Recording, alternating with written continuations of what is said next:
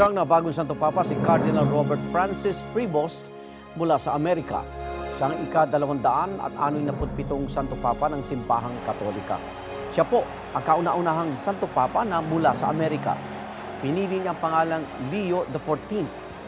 Huling napili ang pangalang Leo ng isang Santo Papa noong pang 1878. Ang Papal Conclave na naghalal kay Pope Leo XIV tumagal lang na mahigit 24 na oras. Mas mabilis kumpara sa conclave na naghalal kay Pope Francis noong 2013 at Pope Benedict XVI noong 2005 na nagtagal ng hindi bababa sa 26 na oras.